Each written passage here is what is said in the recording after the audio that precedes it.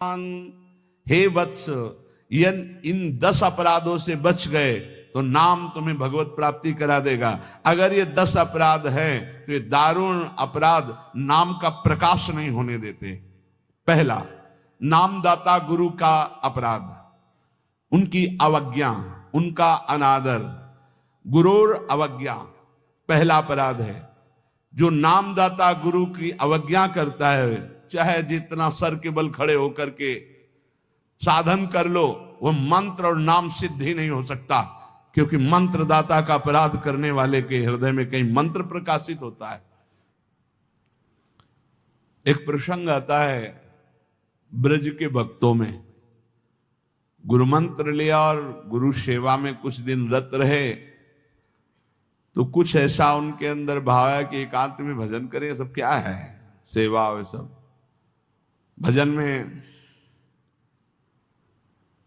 एक दिन उनके गुरुजी ने उनके पास सूचना भेजी कि आ जाओ, बहुत हो गया।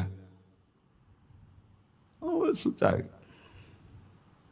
और गुरुजी कुछ दिन में पधार गए। सारा भजन साधन सब खत्म।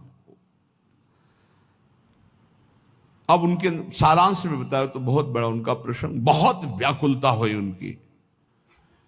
सब संतों से, बड़े बड़े संतों से पूछा, बिल्कुल ऐसी बहिर्मुखी स्थिति, कोई भजन नहीं, कोई। उनका गुरु अवज्ञा हो गई, गुरु अपराध हो। बोले अब कैसे, गुरु जी तो पधार गए। बोले बिना गुरु कृपा के अब कुछ नहीं होने वाला। आसन लगाओ गुरुदेव का, आवाहन करो, भूख प्यास सहते हुए खूब रो चिल्लाओ। जब गुरु जी इस पे प्रकट हो जाए आसन पर, वो संभाल ले तो संभाल ले, जीवन व्यर्थ चला गया। ऐसा कैसे हो सकता है कि मंत्रदाता का अपमान करके कोई मंत्र सिद्ध कर ले या संसार में चला जाके सुखी हो जाए? कभी नहीं। संसार में भी जाता है तो गुरुजनों की आज्ञा, गुरुजनों का आशीर्वाद। जब ब्याह होता है तो गुरुजनों का आशीर्वाद, आचार्य का आशीर्वाद, देवी देवताओं का पूजन बड़ा मंगलमय होता था। इसीलिए अब आज का जो जीवन गृहस्थी का बड़ा संकटपूर्ण जीवन है, क्योंकि ना तो आचार्यों का आशीर्वाद है, ना गुरुजनों की सलाह है, ना भगवत मनमानी आचरण व्यभिचार प्रवृत्तियां बढ़ रही हैं, तो कौन इन सब बातों को माने। नाम जापक के लिए सबसे पहला अपराध है गुरुर अवज्ञा, अपने मंत्रदाता गुरु की अवज्ञा कर देना, गुरु का अपमान कर देना। कोई गुरु को ऐसे थप्पड़ थोड़ी मारता है, कोई गुरु को ऐसे थोड़ी। गुरु अवज्ञा का मतलब उनकी रुचि के प्रतिकूल चल देना, अपनी रुचि रखना। अच्छा, गुरु अनंत माताओं जैसा वात्सल्य रखते हैं, वो चुपचाप सहन करते हैं। उनका सहन करना तुम्हारे लिए बहुत हानिकारक है। वो सहन ना करें, कृपा करके हमें दंड दे दे, ये हमारे लिए मंगल विधान है। हमसे कोई गलती हो जाए तो गुरु सहन ना करें, श्री जी ऐसी कृपा करें कि हमको कटुवचन बोले, हमें दंड विधान कर दे, हमारे ऊपर शासन लागू कर दे, ये करुणा होगी। और अगर वो मौन रहकर चुपचाप सह रहे तो हमारा सर्वनाश है। कि हम समझ रहे हैं हमारे गुरु जी प्रसन्न है और वो अंदर से वो जल रहे हैं इस बात से कि ये भगवत मार्ग के विमुख आचरण कर रहा है और मेरी बात नहीं मान रहा, अब मेरा अधिकार कैसे इस पर लागू हो सकता है, ये तो मान ही नहीं रहा। बस ये अवज्ञा होती सबसे। तेन वचन मानत गुरु द्रोही, निस्दिन करत आपनो भायो।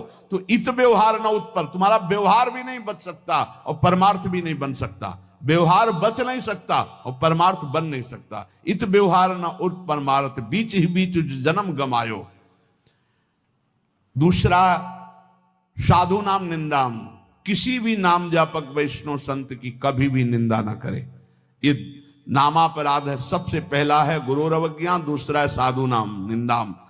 और भेदम हरे हरो, भगवान शंकरो हरि में भेद न करे।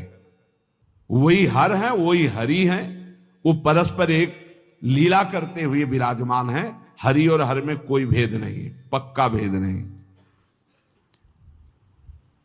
पहला गुरु अवज्ञा, दूसरा साधु नाम निंदाम, तीसरा भेदम हरे हरो, और चौथा है वेद निंदाम। वेद भगवान का वांग्मय स्वरूप है, किसी की रचना नहीं है। भगवान वेद व्यास जी ने वेद का विभाग किया है।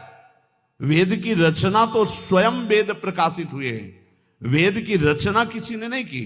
स्वयं वेद प्रकाशित, अपौरुषेय हैं, ये किसी के द्वारा लिखे नहीं हुए, स्वयं जैसे भगवान प्रकट हुए ऐसे वेद भगवान प्रकट हुए हैं। वेद की निंदा करने का अधिकार किसी को नहीं है। हां, वेदातीत प्रेम स्थिति है जिसे वेद नेति नेति कह के प्रेमी जन उनका दुलार कर रहे हैं। इसलिए देवर्षि नारद जी स्वयं आज्ञा करते हैं, वेदान्नपि सन्नस्ति सा केवलम मौछिन्न अनुरागम लभते। जो वेदातीत स्थिति प्रेम को प्राप्त करना चाहते हैं, वेद का सम्यक